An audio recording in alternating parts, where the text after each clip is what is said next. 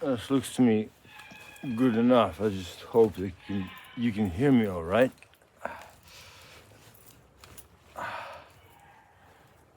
Other than that, it seems to be perfect. Now it's been a while, I know. It's been some tough times, but then again, for whom has it not been the tough times lately? I think one would be hard pressed to find a person like that. Of course, it will be possible, but either way,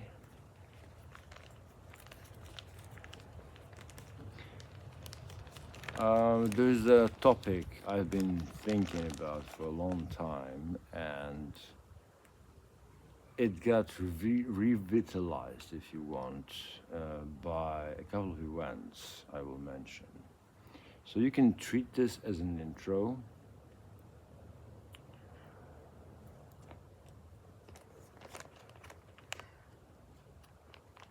I will center this whole series. It's probably gonna be a series of around 5 videos.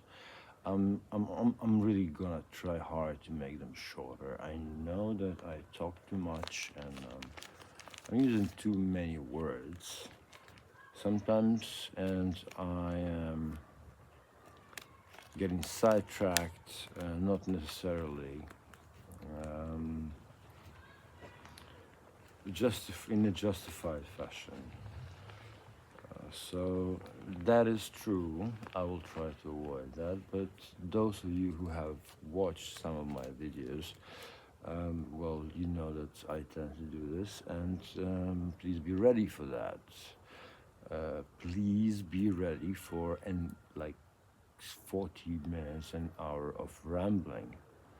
And if you're not willing to engage with something like this, I know that the attention is a scarce commodity these days, especially if the fella you'd never met, who's clearly not all in there, is trying to tell you something which you think is nonsense. You have a very strong inclination to change the video, but that's okay. Different strokes for different blokes. Consider that a disclaimer. Now, again, as some of you might know from this channel, for example, there just came a moment in my life a couple of years back when I just started writing poetry. It's actually, I think, better sad as I couldn't stop writing poetry. I would write on anything and everything which would happen nearby. So it subsided slightly and then it reignited again. I'm no stranger to poetry. I did write poetry when I was 17 and 18, and I had a love of my life who didn't really reciprocate, and who doesn't write poetry during circumstances and age like that. Of course, there was wide verse, and yeah, the more experimental, the better. So the poetry I write these days is quite different, although I've been influenced by my teachers and by a few poets I had the pleasure of either hearing early on. Hearing is an important thing, because I do believe that poetry has to be narrated. I was influenced heavily by a few names I can name, with respect to that. So I came back into poetry, and then for a time I was looking for I was thinking, okay, this is Berlin. I already knew, I heard something vague, had a vague idea about what a poetry slam is and might be. And I was looking for that, for an open mic. And I found it eventually. Uh, and I still consider this my home base, if you may, because I've been reading in different venues. But this particular one, it's a shame we're changing location, and it seems it has nothing to do with anything political, as in Israeli-Palestinian conflict and all that. You have to really live in Berlin to understand the nuances of what I just said, but just trust me. It seems that the neighbors are really pushing to get the bar where this happened, used to happen, closed down, which is again not very uncommon thing in Berlin.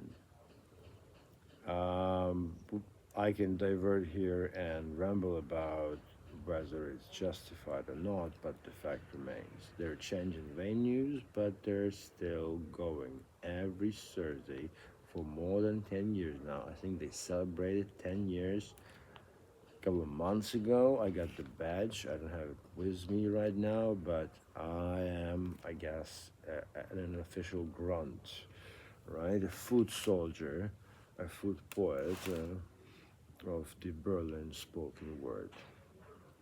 One of the oldest, one of the best organized, one of the most supportive places for anyone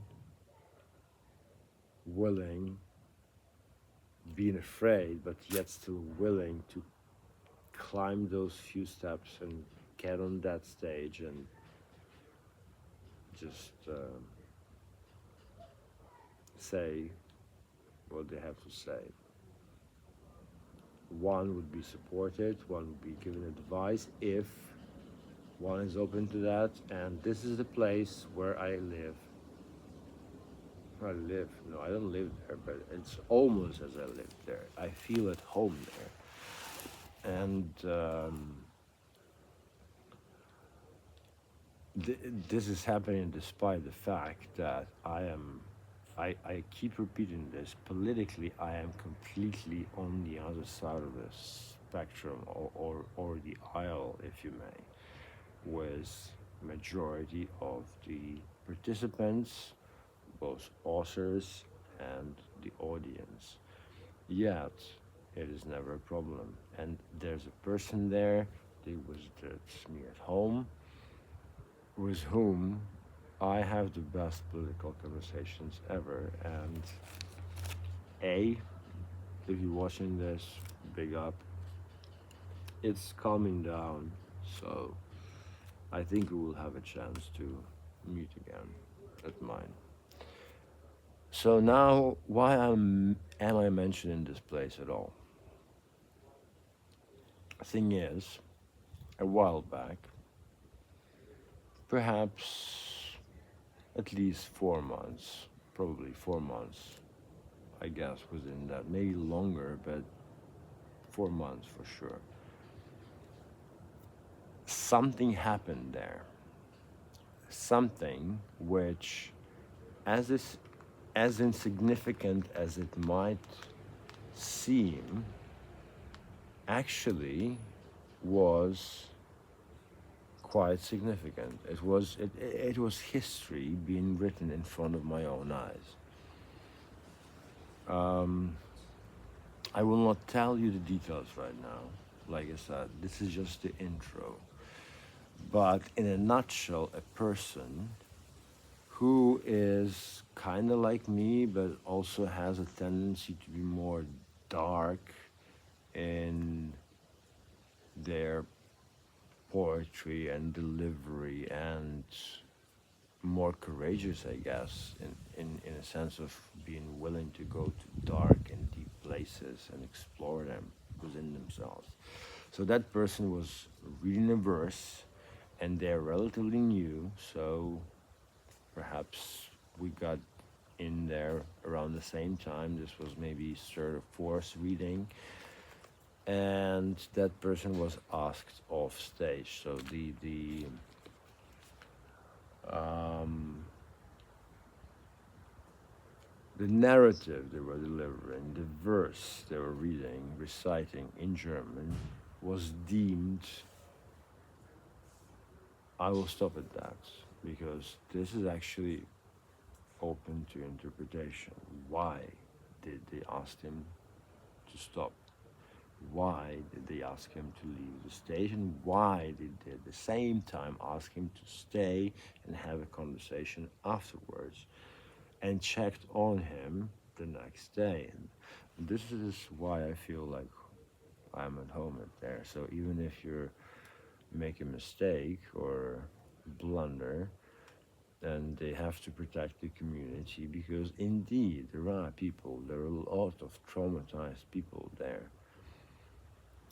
You still, it's not personal, it's about the community in general, and you are part of the community, and the organizers really want to ensure that you are comfortable, and that person held tight during the event, very respectable.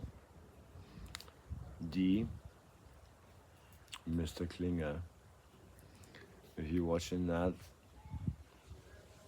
again, respect to you too.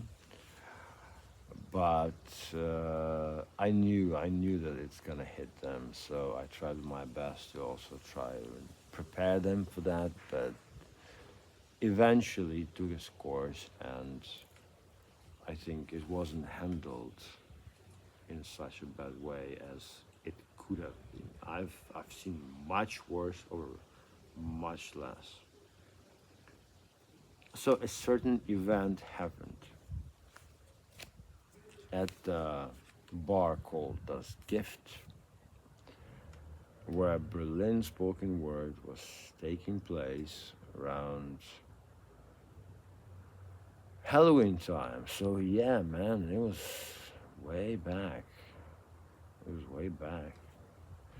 And I have a bunch of notes, both audio and written, and I on purpose wanted to put some distance between me and what happened to be able to talk about it more. So I think that if I were to sum up the whole name for the cycle of videos I'm about to make is I'm going to tell you about the beast. I'm going to tell you my point of view on what a beast within us is, and that it, in fact, is within us, irrespective of age, gender, sex, race, color of your skin, and whatnot. And why I really think that this offended people so much. And this is actually very different explanation from what was given officially. I will raise a number of questions which spring from that, such as the internal critic and where and how far is one allowed to go with a creative license. And then I will bridge it into the current situation in Ukraine, my home country. To the extent I'm aware of what's going on, because to be fair, I've been trying to do a lot not to think and not to read too much about it. Yet my mother lives just like over there in my bedroom, so that might actually tell you something about the position we're in. Now, And I will start this cycle with none other or nothing other than my take on Apocalypse Now.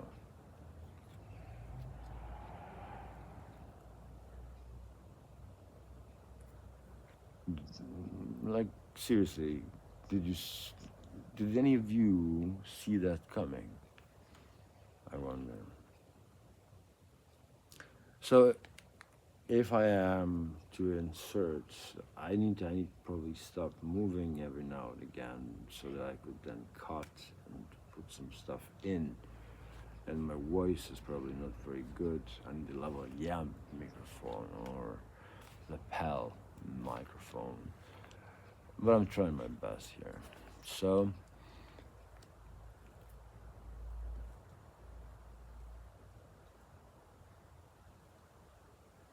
this is gonna be the structure.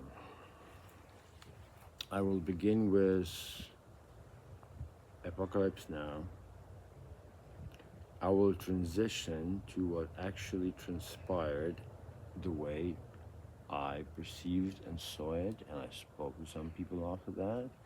And altogether, this was not something completely new to me as the so-called student of human nature.